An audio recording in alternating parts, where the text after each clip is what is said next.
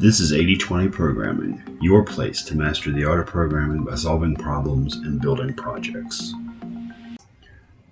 Alright, welcome back. We're working today on more string fundamentals in codewars, solving problems, learning JavaScript and Python with a problems-based approach to learning. As we work these problems, I'll explain the basics of the languages to you, and through repetition and working problems, you'll start mastering these languages, Python and JavaScript.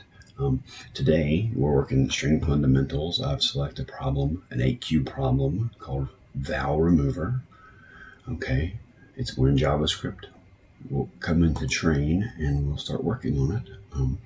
We start by reading the instructions.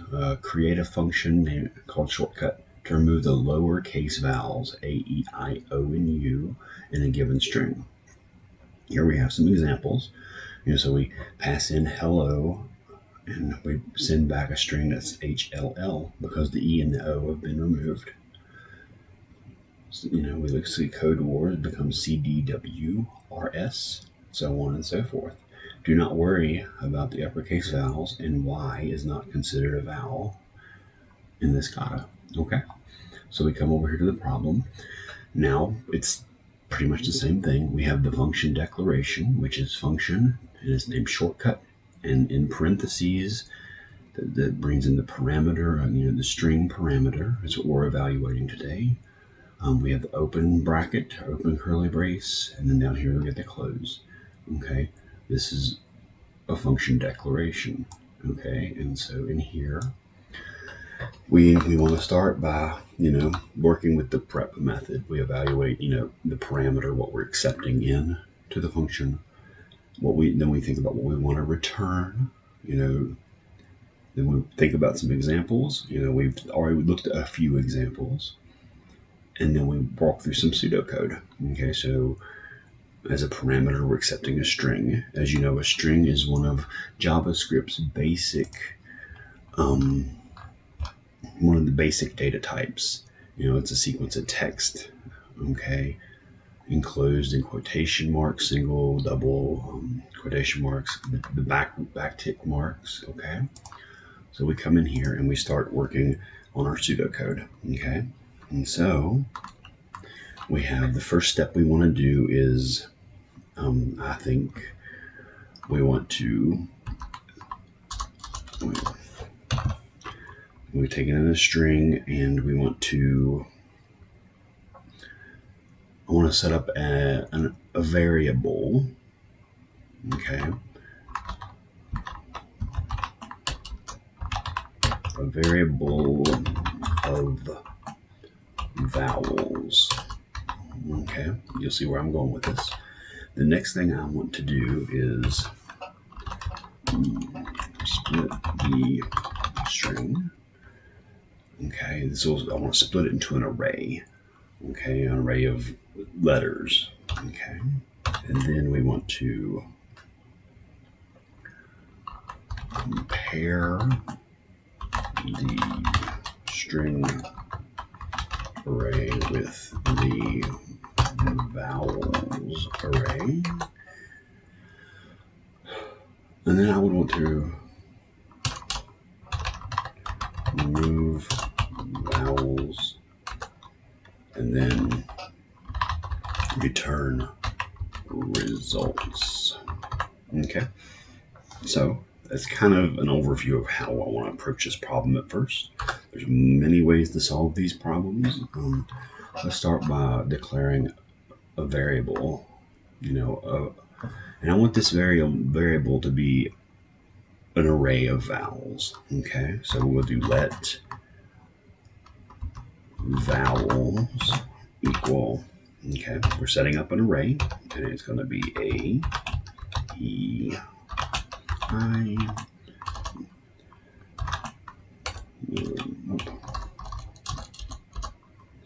O, and U. Okay, so you see I've set up an array of vowels, A, E, I, O, U. Each element in the array is a string that is the A and the E and the I and the O and the U. Okay, Now I want to split the string into its own array, so we'll do let ARR equal string dot split. I'll paint that again. Okay. Now you'll notice that inside here, I have the single quotation marks inside the split method, and there's only one space separating it, in it between the quotation marks. That means it'll separate it into letters instead of words. Okay, so we got okay. Now, how do we want to do this? How do we want to compare our two separate arrays? Okay, and so I'm going to use a few, these two steps here. I'm going to put them together, kind of. Okay, these two steps. So I'm going to compare and remove at the same time. And how I'm going to do this is I'm going to do set up a new variable. And we'll do new ARR1 to work. Okay, equal ARR dot filter. Okay, X. We'll use something called an arrow function. Okay, then we'll do not vowels includes X. Okay. Now I'm going to explain this for a second. So we set up a new variable, basically a new array, because what filter will do is it'll work through each element in the array, ARR array. It'll work through each element, and it'll check if the vowels array does not include X, and it'll put that item, that element, back into this newer array called array 2. Okay, what I will do is to return the results, I will do return ARR2 dot join. Okay, now if I did this right, this should work. Okay, this is one way of doing it. I'll show you a couple more. Okay, let's test it and see. Okay, it passed the test. Let's see if I get credit for it, and I'll work on a different way. All right, it passed. Okay, this is one way of solving this problem. Let me comment this out. So let's go down here. Version 1. Okay, I might though, if you're new to it, you want to learn different methods, you might want to use set up a new array, an empty array. Okay, equal empty array. Okay. Now, I could use an if statement, and so what I would do is start with a for loop. See, got ahead of myself. I need to split the string too, so let ARR equal string dot split. It's kind of the same thing. These methods, if you review the documentation, you'll find a lot of methods. Okay, then we start with the for loop. We'll let I equal 0. I less than ARR dot length. The length will only work up to the length of it. I plus. Okay, then we come in here. If we'll do an if statement. If ARR. Okay, we're looking at each element. We'll do a not equals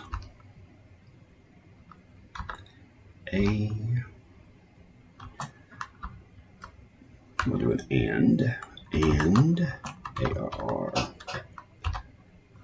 I not equals E and ARR I not equal AE I and AR I ahead of myself. I not equals O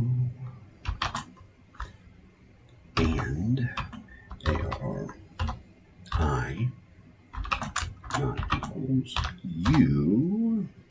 Where are we going with this? Then we will do new ARR dot push. Push will put push the element into this new array. Okay, ARR I. Okay, let's come down here.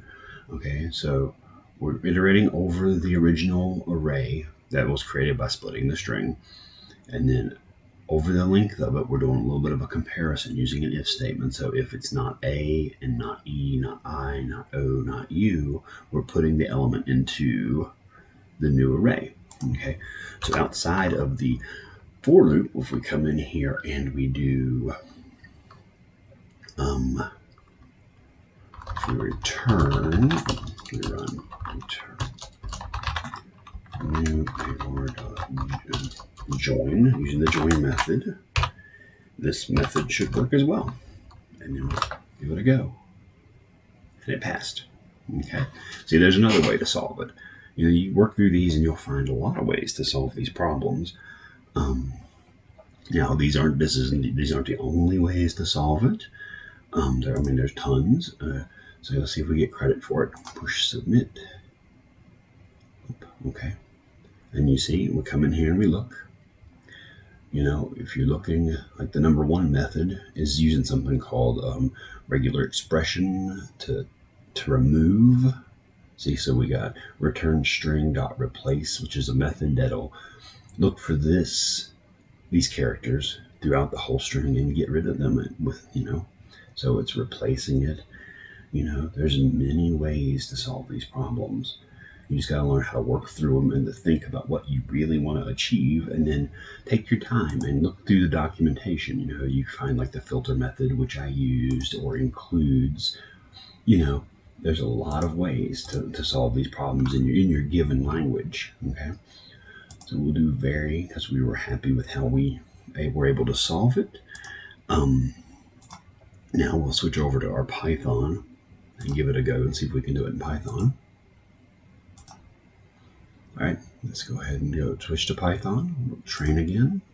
Okay, we see it's the same exact problem with the same situation here for removing the lowercase vowels. Okay, so we got the setup for the function def, which is a keyword for define shortcut name of the function, parentheses with the parameter of s, which will be the string, and the colon, which is required. Okay, well, as you recall, Python is indented 4 spaces, so we come down, which that'll automatically indent 1, 2, 3, 4. See, we're 4 spaces. That means we're ready to go. Okay,